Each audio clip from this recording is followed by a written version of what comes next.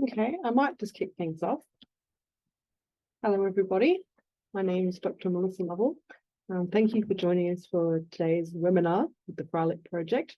I'd like to begin by acknowledging that I believe Eva and I, at least, are sitting here on Ngunnawal country, so I'd like to acknowledge the traditional owners of this region and acknowledge the traditional owners of all of you, wherever you are sitting around the country as well. So just like to do that to start off with. I'd also like to introduce Iva Glisic, who is our speaker this afternoon. She'll be giving us a seminar on the art of justice in the Western Balkans. Eva is, are you a visiting fellow at ANU? Yeah, that's right. Yeah, that's right. She's also a recipient of the Freilich Project's ECR Small Grant Scheme. So we've been really happy and excited to provide a little bit of support sorry, to her research project. And I know that personally, I'm really looking forward to hearing how that project's going. I guess just one other thing I'd like to mention is that Eva was kind enough to write a blog post for the Freilich Project's blog last year. So what I'll do is I'll pop the link to that in the Q&A or the chat function down below so people can have a look at that. Without further ado, I'd like to hand things over to Eva. And Eva, if you'd like to tell us a little bit about yourself and about your research. Thanks very much. Thank you very much, Melissa, and welcome to everybody. Thank you for the acknowledgement of the country as well. As you noted, I also wish to acknowledge the first Australians on whose traditional lands I live and work, the Ngunnawal and Ngambri people, and pay my respect to their elders, past and present, and of course welcome all First Nations people who are joining us here today. Melissa, thank you again for this opportunity to talk about my research. Today, I'm excited to present as part of the Freilich seminar series. I would like to offer a little bit of a context for today's presentation. Now, I originally trained as an both historian and art historian of modern Russia, Italy, and the Balkans. And my research really explores this relationship between art and politics with a particular focus on both historic but also contemporary forms of artistic activism. Now, in Russia and Balkan countries that I study, art has historically played a major role in both championing but also in challenging different political systems. And so this creative production offers often a very unique but also concise insight into the political culture of the countries of this region. So the work that I will present today was envisaged as a part of a larger project, which aimed to investigate how artistic activism became this kind of a major vehicle for political intervention in Russia and the Balkan countries since the end of communism. My talk today focuses on one small portion of this research, and I'll talk about this legacy of ethnonationalist violence in Western Balkans and place this specific focus on the ways in which war crimes they were committed along the ethnic, national, and religious lines during the conflict that followed the dissolution of Yugoslavia in the 1990s has been interpreted in contemporary artistic production, and why would really artists engage with the question of war crimes. Now, pretty much every single term that I use in the title of my presentation is problematic. Are the activities that I discussed today art? Can we really achieve any type of justice for the victims of the Yugoslav wars through this activity, whatever we call it, art, activism, advocacy, or research? And where is the Western Balkans? Western Balkans is a recent term that, interestingly, does not have a geographical counterpart. There is no such thing as Eastern Balkans. The term is devised in the context of integrations into European Union. And really, it today comprises countries in Southeastern Europe that are not part of EU. So Albania, North Macedonia, Montenegro, Kosovo, Serbia, and Bosnia and Herzegovina. And I will talk today about Serbia and Bosnia in particular. But I think for this work, it was important to move away from those appellations like post-Yugoslav or former East or post-socialist. You know, we had 30 years now and more since the period of the conflict, and none of those labels really quite fit. And even though this is quite a controversial term, both in political discourse and in academic literature, I chose to go with Western Balkans because I think this is a label that's part of this difficult legacy of the conflict, and it's a label that is a product of this violent history. Now, a peer-reviewed publication that is based on this work will appear later this year in the MIT Press journal called Art Margins. This is a leading international journal dedicated to examining marginalized art history and innovative methods and perspectives in the field. I guess what's important to note before I jump into the presentation is also that there is, I guess, one central question that is raised in this work, in my discussion of this artistic practice. And that is really, can artists speak out against the war from within aggressor country? And if so, how? And even though this discussion is focusing on former Yugoslavia, this kind of question remains central today. And if you're following a little bit of a kind of current events pertaining to Russia and Ukraine, you will see the extent to which Russian artists and in general this creative sector is trying to struggle with the same question in their response to the events that are taking place in Ukraine. I want to also note that this research was probably one of the most difficult projects I ever worked on. It presented a series of methodological, ethical, and logistical challenges. And I just really want to flag that, and thank the Freilich project for the support of this work and really for allowing researchers through this support to take risks. Now, let me start my presentation and jump in to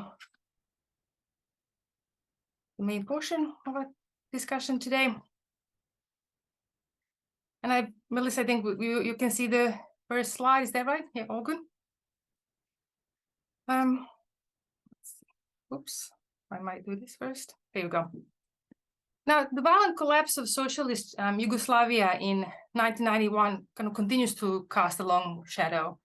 30 years on, this terrain remains kind of defined by contested memories and traumas that cannot be or are forbidden from being publicly expressed.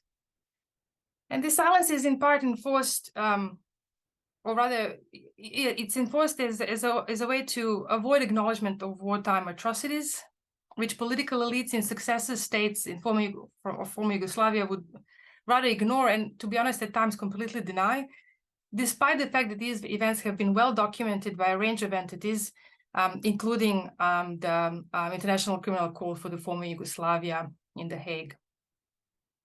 So it's not that just we don't want to talk about the war, we also don't want to talk about the history of Yugoslavia.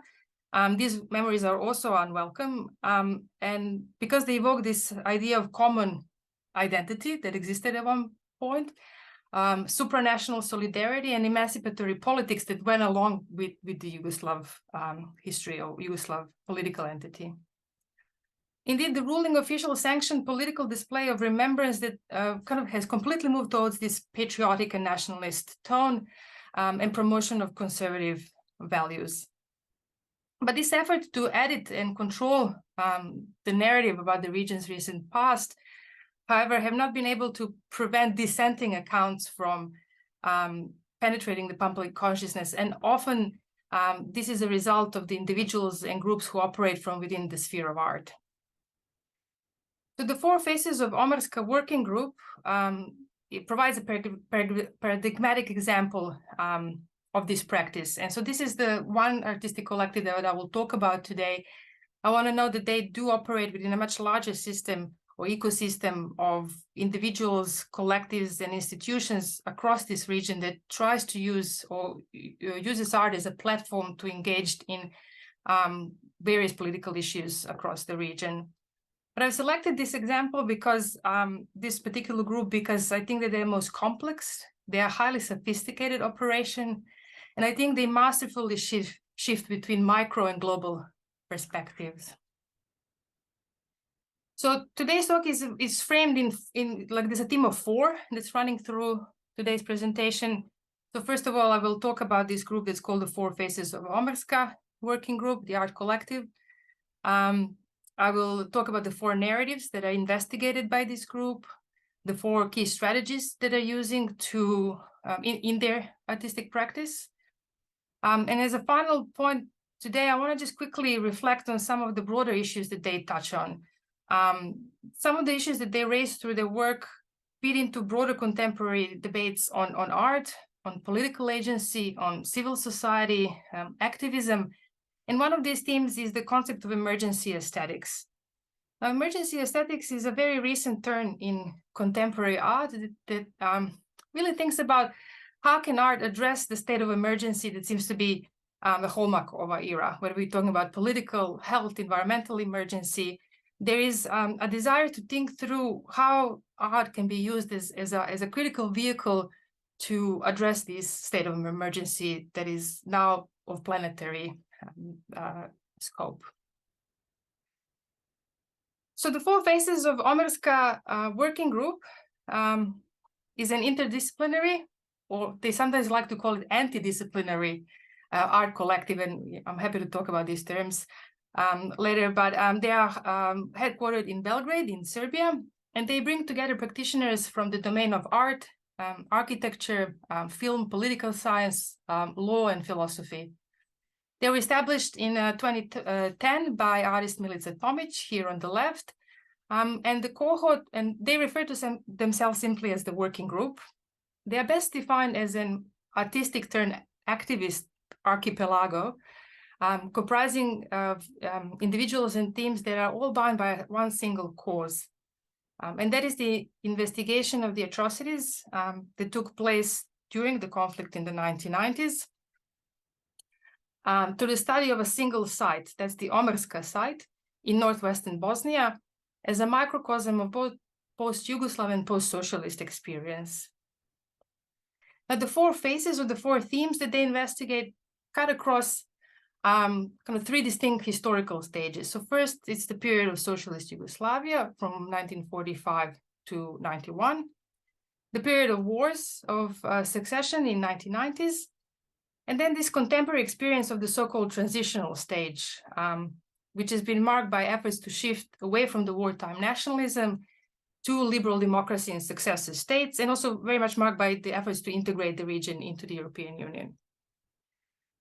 Now, in this interview that I recently conducted with Milica Tomic, she noted that each of these four stages of transformation of the site should not really be considered as temporal layers, but they are really four phases that might be visible or hidden at any given moment, but they nevertheless exist simultaneously. In other words, there is no past on this site. All of these different temporal layers come up and recede at different points in time, and they're all really relevant.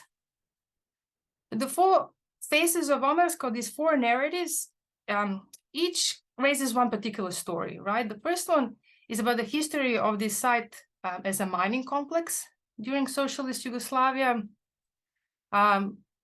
The second is the transformation of this site during the war into a detention camp, a place of torture and mass killings during the Yugoslav war. And so the building that was used on the mining site, administrative buildings or staff dining hall or places where the equipment was stored, transformed in the 1990s into infrastructure for a detention camp. After the end of the conflict, this goes back to a mining site, not anymore a socialist mining site and mining enterprise, but today owned by a multinational company, ArcelorMittal. And the fourth and final line here is that of the use of this site as a backdrop of a contemporary blockbuster. So four narratives across these three historical periods. And with each of these particular stories, the group seeks to shed light on a much broader kind of issue, political, economic, social, or cultural issue, and call for their public scrutiny. This shift is extremely important because what it does is really moves away from the ethno-nationalist reading of the past, which so far has only served to deepen the conflict between, or the tensions between the successor states. We had three warring parties during the Yugoslav wars, so the Orthodox Serbs, the Croatia Catholic population, and the Muslim Bosniaks. And every time this past is approached from this ethno-nationalist perspective, we have the same outcome, or rather a non-outcome. And that's really ultimately reduced to a competition over victimization. And then this has been a dead end now for 30 years. This is not to negate the ethno-religious aspect of the conflict, but rather to think about it in more broader terms, in a way to find a way towards a resolution. So by insisting on this more complex debate about the region's difficult history, they believe that this is critical because without this, there is no hope for a collective future. I mean, this is a society that is constantly shifting between pre-conflict and post-conflict. And without kind of an honest engagement with the past, there is a constant threat of instability in the region. So the four phases, I'll go through these four narratives that the group investigates. And the first is, of course, the history of the site as a mining site, iron ore production site during socialist Yugoslavia. And examining this history, the group foregrounds this larger debate about the region's socialist past and challenges this dominant revisionist treatment of Yugoslav history. By raising the continuity with this former state and its emancipatory politics and internationalist principles, the current regimes often try to depict Yugoslavia, socialist Yugoslavia, as what's called, totalitarian prison house of nations.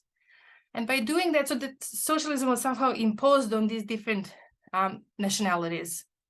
And by doing that, they are seeking to kind of position the wars of 1990s as, yes, brutal, but also necessary step towards this long-awaited national revival.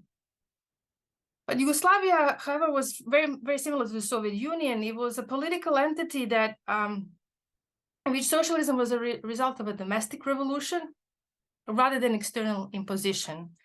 It was forged through the common fight against fascism.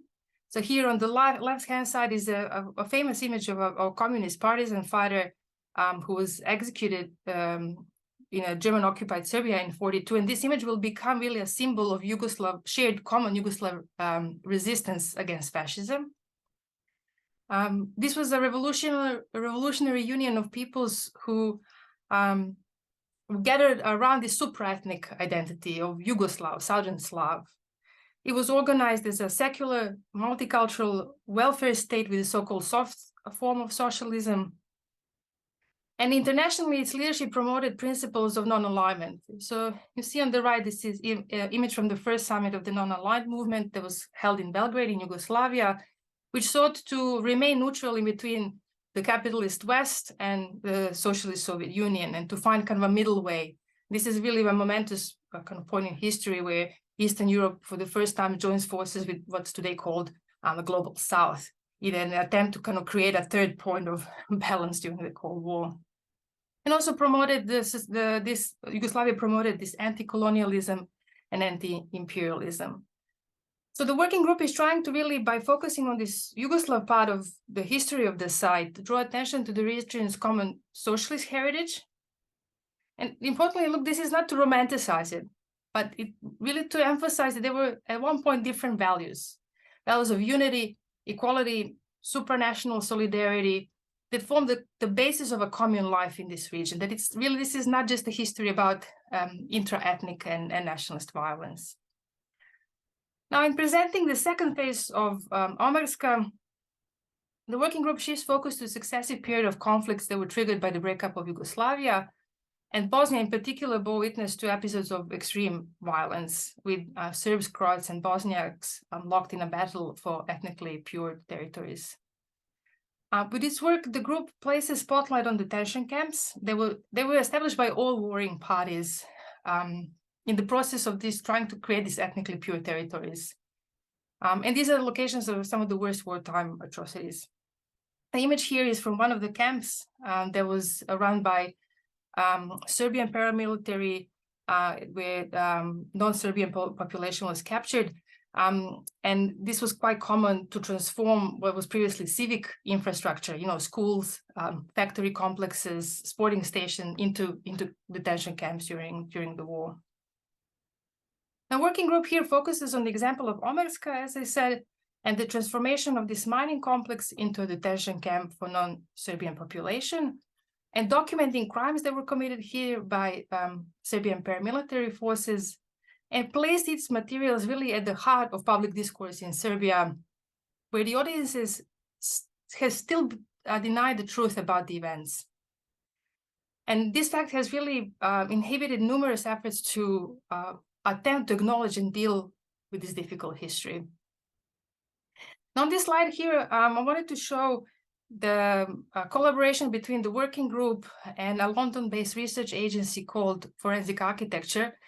They were originally housed in Goldsmiths, University of London. And this agency uses new evidentiary techniques to investigate and document state and corporate violence, human rights violation, environmental destruction instances, and similar events around the world. The material that I gather here are really an effort to reconstruct this as a site of violence. And this includes kind of creation of these different photographs, audio materials, film essays, witness testimonies, and architectural models that help to reconstruct what happened here in the 1990s.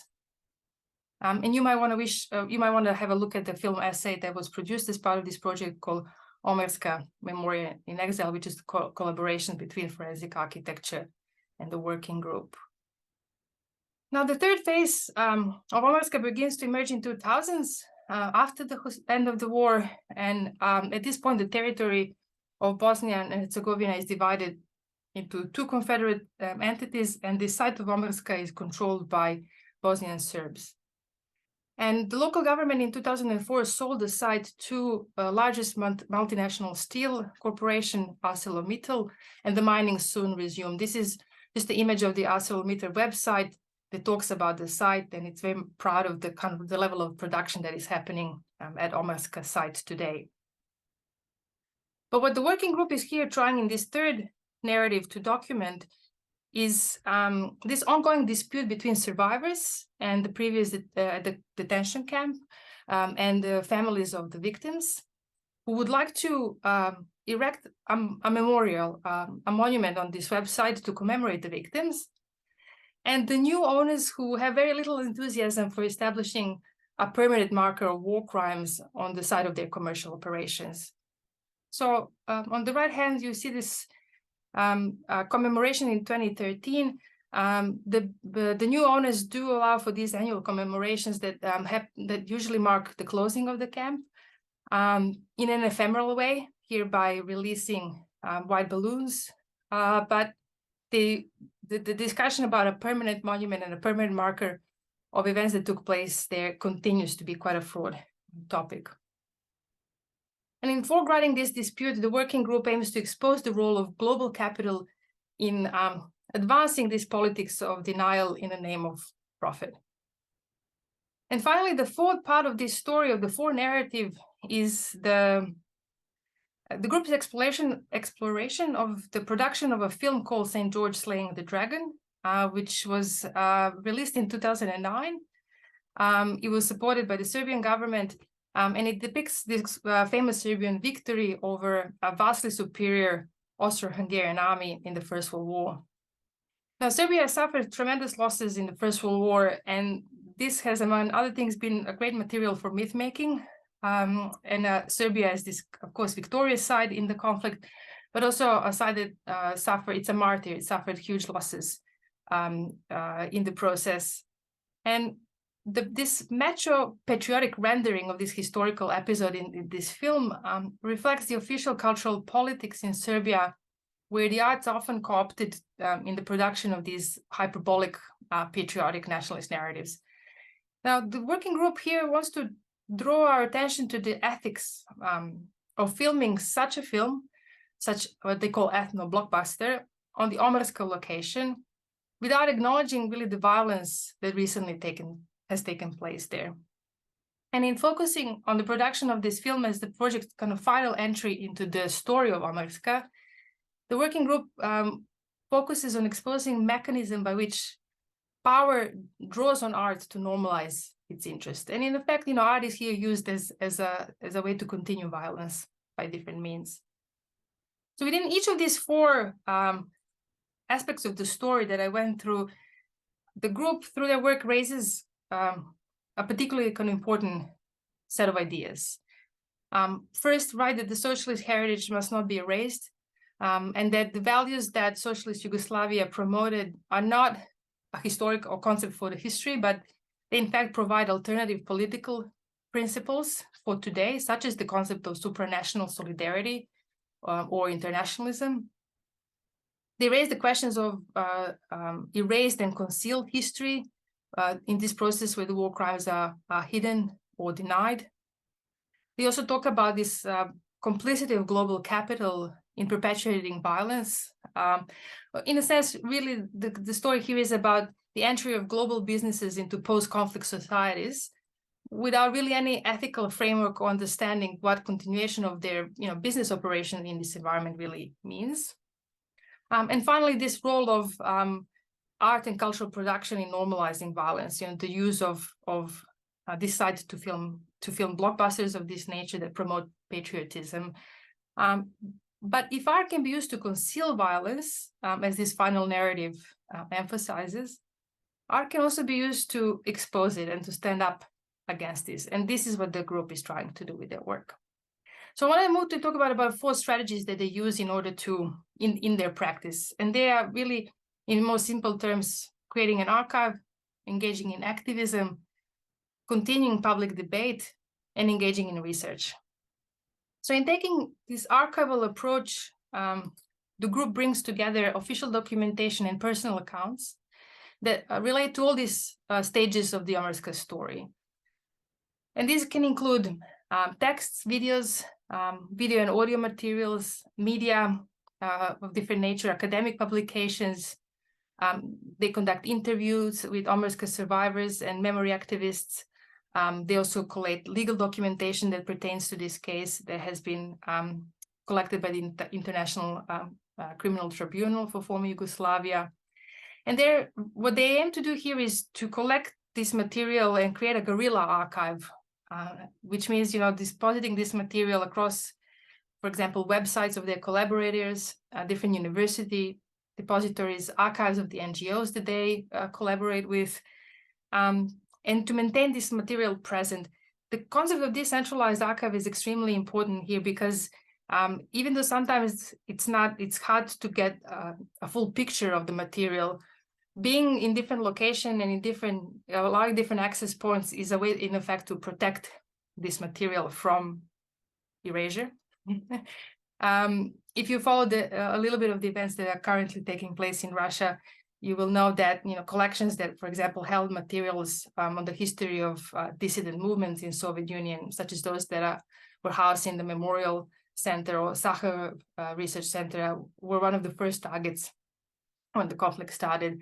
So there is a constant threat, and sadly, the situation is not radically different in countries of former Yugoslavia, especially in Serbia, where there is the threat that this material can disappear and can be erased is real.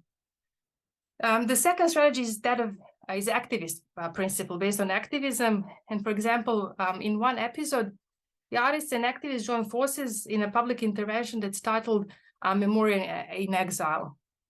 Now, in 2018, ArcelorMittal, who, as I've noted, owns currently the mining complex in Omerska, has supported the creation of the London Orbit to celebrate Olympic spirit in London. And it was designed by internationally renowned artist Anish Kapoor. And so this metal structure, or this structure, included material that's extracted from each of the ArcelorMittal mines, including Omerska. I want to note that people still, there is a strong belief that the Omerska mining site still contains human remains that from the conflict that have not been excavated. And so the group here wants to kind of raise awareness of this link between war crimes and corporate responsibility, global capital, but also, again, here, use of art to normalize different forms of violence. And so the group's occupation of the orbit is also very symbolic because the victims of the camp are not allowed to have a memorial on the site in Omerska. They're not allowed to erect a permanent marker. But instead, if they're not allowed to do that, then they've decided to occupy this ArcelorMittal structure in London and use it as a memorial in exile, as a way to connect these two sites. And so this occupation of the orbit was also followed by a press conference and a media release, which sought to draw attention to these hidden connections between London 2012 Olympics and the Amarska tragedy, and really render visible between this global, between the war crimes, memory, and corporate responsibility. Debate is also a major part of their work. This is usually takes form of public meetings, which includes artists, activists, survivors, journalists, scholars, members of the public, that together try to rework the stories or the perception of history and the historical account.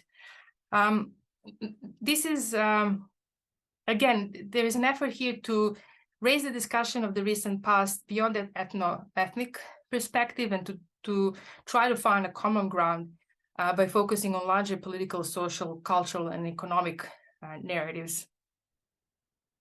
It's in these discussions that the group tries to think about how can this site of atrocity, Amarska as a site of atrocity, become a space of knowledge production based on solidarity. And again, how can artists who come from Serbia, whose paramilitary forces committed crimes on this side, how can artists from this social context talk about or talk against the war and attempt to create a different kind of engagement with that history? And finally, all of these activities are underpinned by extensive research that the members of the group undertake, and they have numerous collaboration with research institutions and academic institutions, with the aim to really putting scholarship at the center of public arena, at the center of these discussions. Oh, let me just want to just quickly know what has this project done and how successful has it been. I want to say that the work that the artists have done, or this group has done, has really shifted public discourse in the region, or has contributed along with their colleagues in shifting a perspective on recent history. They were able to maintain the story and the question of war crimes and accountability in the public domain, despite all the efforts to erase this. They pioneered a shift away from purely ethnic perspective on history and memory, again, not to erase it, but in order to try to find different grounds to create solidarity and a different approach to that history. They also returned the term solidarity into political vocabulary. And this is really important. Rather than remaining some kind of remnant of socialist past, they revived this as a political concept that is crucial for future survival, not just when it comes to this region and the relationship between warring parties, but also when we think about, our collective economic, environmental survival today. And they've also been able to really strategically engage international allies, such as these agencies. They were based in London. They have numerous collaborators across European universities, because these allies are helped to outside raise visibility of these issues, show these global links, but also they've been really important allies in safeguarding. They were a safe haven for a lot of these materials that was produced as part of the project. And finally, I want to just conclude by noting how the work of the group fits within some of the international kind of debates that are in the field of art, in the field of political activism, civic activism, and so on. And one of these is the emergence of this concept of emergency aesthetics. Over the past decade, we've seen this turn in contemporary art. We call it emergency turn. And here the focus is really placed on the art, or thinking about what is an artistic expression or artistic engagement that can help us engage in the state of, or face the state of emergency that is hallmark of our era. The critical study in this field has been work by philosopher Santiago Zabala, Why Only Art Can Save Us, where he first introduces this term emergency aesthetics as a critical method for intervening in our contemporary state of perpetual crisis. Now, for Zabala, as he says in this study, the greatest problem that we face today are not the crises that we do confront, which are often used by governments to legitimize themselves, but the ones that political realism stops us from recognizing as emergencies, from widespread surveillance, refugee crisis, to climate change. Zabala points out that really our lives are so saturated by news and events of emergency that prevents us really ultimately from taking any of them seriously. And so Zabala here turns to art, and this is his title, Why Only Art Can Save Us. And he tries to sort of go back to some of the principles of radical art, its ability to shock, to provoke, to challenge the status quo, but also to articulate alternatives. And that's why he sees art as a vital weapon in the fight against political neutralization of urgent issues, as he called it. Now, in his work, he doesn't have a single example from Eastern Europe, but I would argue that the Omerska tragedy and the history of war crimes in former Yugoslavia is precisely this emergency not taken seriously, emergency that's normalized and concealed by different political narratives, economic narratives, or cultural means. The Four Faces of Omerska Working Group really is here to, what it does is it exposes Omerska as an emergency. I mean, isn't it not shocking that a site can so easily turn from a mining complex into a detention center, a site of atrocities, then smoothly transition back into being simply a site of business operation, of mining operation, that extracts material that then celebrates the Olympic spirit. I mean, the course of that narrative is shocking once exposed in that way, and sits uncomfortably. In many respects, I think there is a space to think about the work of this group and similar groups as activities that have or artistic forms of artistic engagement that really preempted Zabala's announcement or idea of emergency art. And this is not surprising at all, given that the regional form of Yugoslavia has for the past 30 years been really a laboratory of emergency, with this kind of perpetual economic crisis. The notion of permanent war that we're today familiar with comes from this conflict. The erosion of social institutions, democratic institutions, but also the sense of a loss of future, of our ability to imagine future, is very much something that these societies have grappled with for the past 30 years. I think that it's, performative, open-ended, participatory, and deeply reflective. The Four Faces of Omerska project, I think, provides really an advanced model of what this new radical art might look like as a practice that's grounded in solidarity of form, content, medium, political intent. And as I said, in many respects, preempts some of this shift in contemporary art and provides, I think, an important point of reference for a global conversation on the role of art and the role of art that art can play in our present state of emergency. So thank you.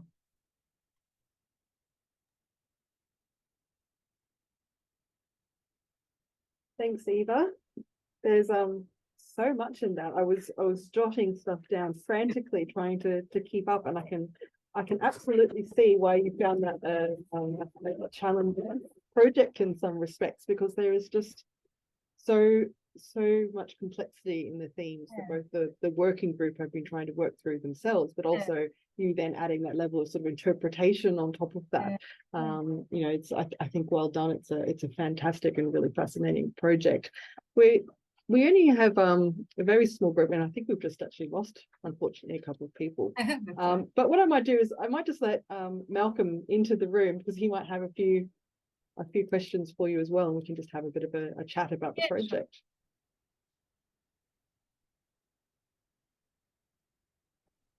Hi, Malcolm, are you there?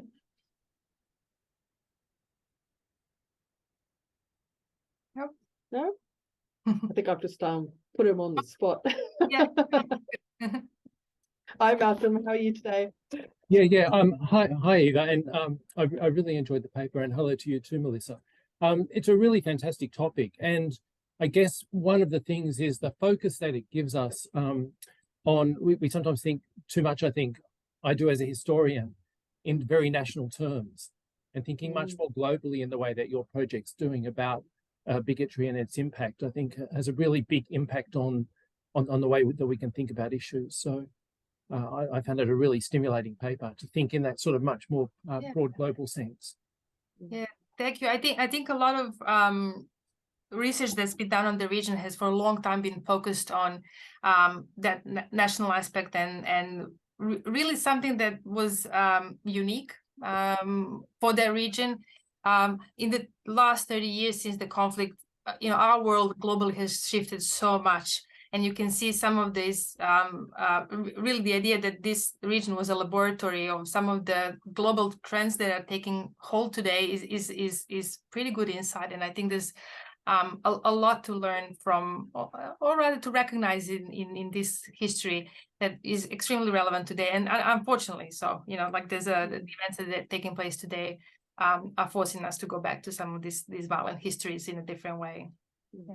One of the things I find really interesting about, it's a case study in effect, isn't it? Yeah. But the way that in a sense you've combined, or this project combines, something which is so much about place. It's about a very, it's presumably a reasonably small scale sort of site. It's in a very particular place with a very particular set of histories around it. And then, but it's connected to all these huge global, issues, really.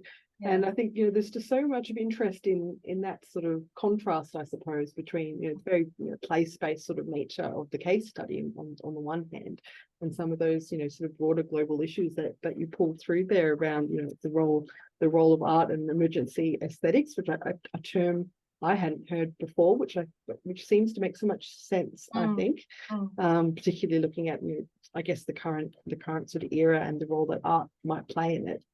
Yeah. I guess one of the questions that I had for you was how you see your role in this. Are you a member of the working group? Are you sort of thinking of yourself more as a sort of external party who's, sort of putting the lens on the working group and trying to understand, what their work means in terms of some of these broader themes?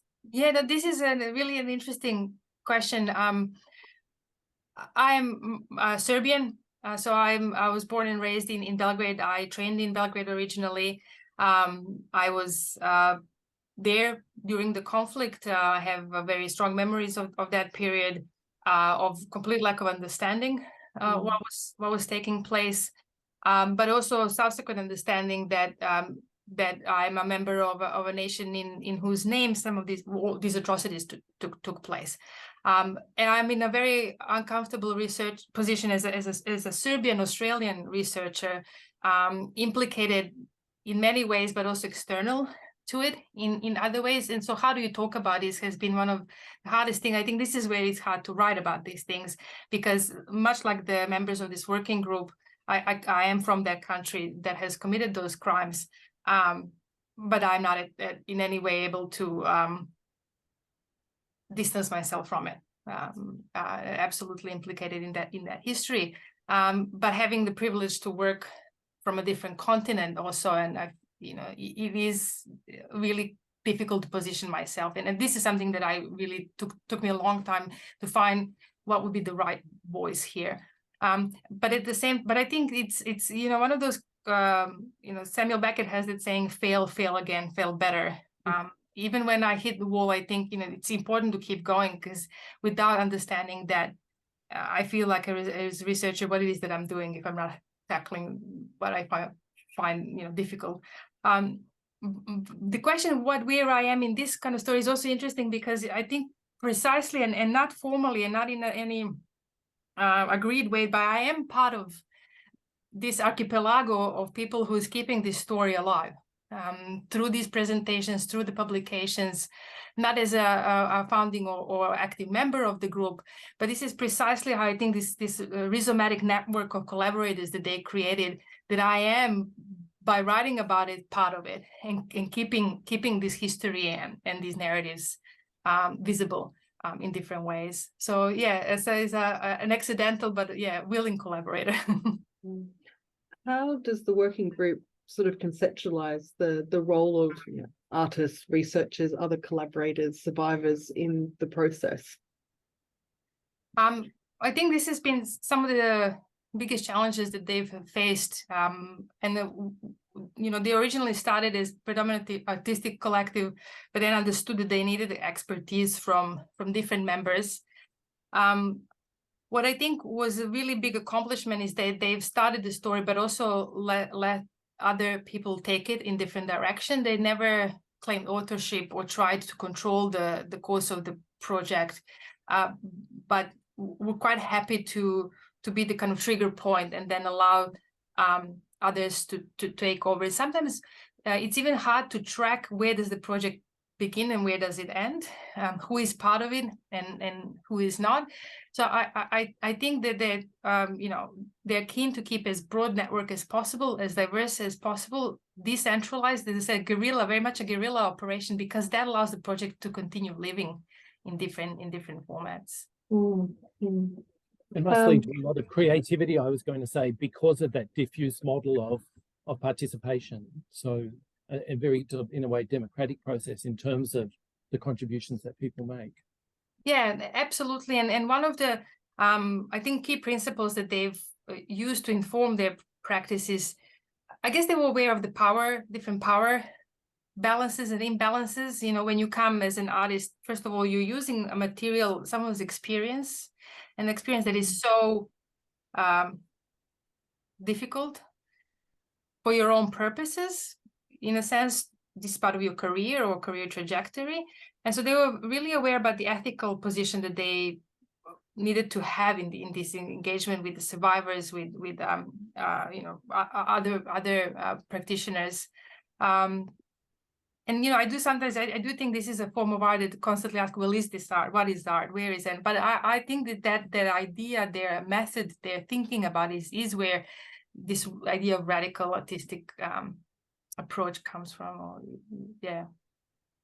So there are issues around, I guess, both ethics and positionality, which are equally important to artists involved as academics involved in the process. Absolutely, yeah. And the question remains: how do we create this solidarity in approaching this topic that does not have a hierarchy? They often evoke the concept of there was first kind of articulated by Jacques Rancière, of the ignorant schoolmaster, where the question there is, how does someone who does not know something teaches something? So how do you find this common language, an exchange between a teacher and a student? It's not hierarchical, which that position necessarily kind of presumes. And so trying to be present, but also to erase themselves, trying to be coordinators, but not dictating the course of events. I think it's not always successful. There's no doubt about it that sometimes this kind of phases into certain things that are not perhaps clear or thought through, but you have to keep trying. I think this is what they've been quite persistent.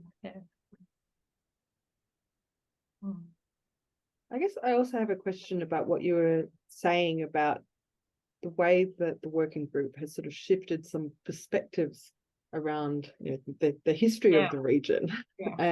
Could you tell us a little bit about that? Look, I think this is really important point, because 10 years ago, when I first started looking into this production, first casually and then more and more with more focus, there was nothing but a particular perspective on this history and particular viewpoint. It was always about this ethnical approach to Serbs, Croats, Muslim, Bosniaks, who lost more people. And there's always that element of whataboutism. Yes, we had camps, but you had camps too, which ultimately leads to no resolution and no really productive discussion. Since the work of this group and similar groups have kind of entered the public domain with their practice, you can absolutely see that the vocabulary, the language that they developed through their practice has now seeped through public discourse and political vocabulary, entered political vocabulary as well. So this idea of commemorative solidarity, for example, is now part of academic debates. How do you create, solidarity when it comes to remembering these events? How can we approach this together? That absolutely didn't exist 10 years ago when some of these groups first started operating. The idea of having external allies, people who are external points of view and reference who can bring a different dimension to these debates has also not been really recognized. There were very clear separations between, for example, in Serbia, that the West meant one thing, and that's the enemy, someone who imposed on Serbians sovereignty. And so the idea that you can actually have different groups, different allies, has also not been